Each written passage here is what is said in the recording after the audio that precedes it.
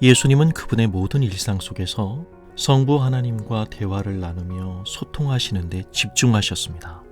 왜냐하면 예수님 그분의 기쁨은 언제나 하나님 아버지의 뜻을 행하는 데 있었기 때문입니다. 기독교 신앙이 그 어느 종교보다도 기도에 대한 강조가 두드러진 이유입니다.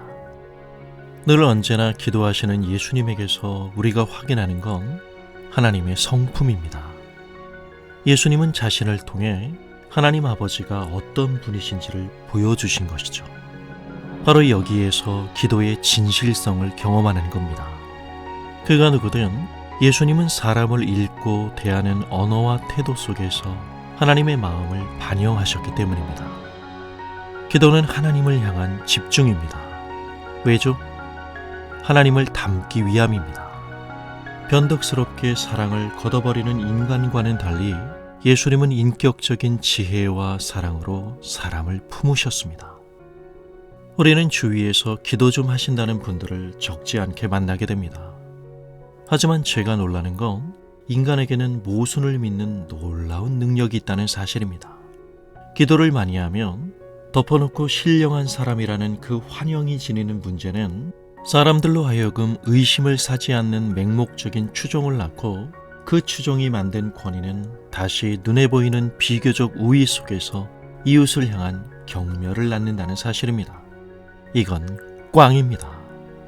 정말 중요한 건 기도를 많이 한다는 것 그 자체에 있지 않습니다.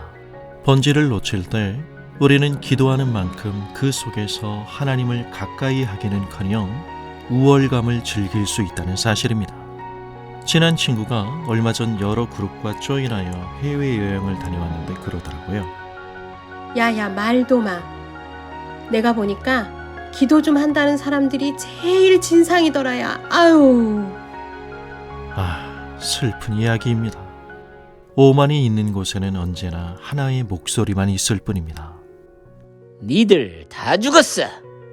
사적인 영역에서는 아주 경건하고 탄탄한 신앙처럼 보이지만 사랑을 결실해야 하는 대상인 이웃과의 관계 속에서는 아무런 생각이 없는 신앙으로 눈살을 찌푸리게 하는 건 왜일까요?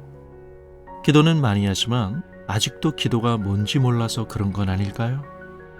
그럼 1000만 명이 매일 철회하며 기도한다 할지라도 세상은 바뀌지 않습니다. 남들보다 얼마나 더 많이 기도하는가로 이 땅에 기적을 불러올 수 있는 사람들이 아니라 묵묵히 십자가를 지고 걸어가신 그 예수님을 닮으려고 기도하는 사람들을 통해서 하나님은 일하십니다. 기도에 관해 우리가 던져야 하는 질문은 기도의 분량이 아니라 그가 정말 기도한 만큼 하나님의 성품과 맞물린 인격이 되고 있는가를 물어야 합니다. 기도는 하나님과의 교통입니다. 그럼 하나님을 닮아야죠.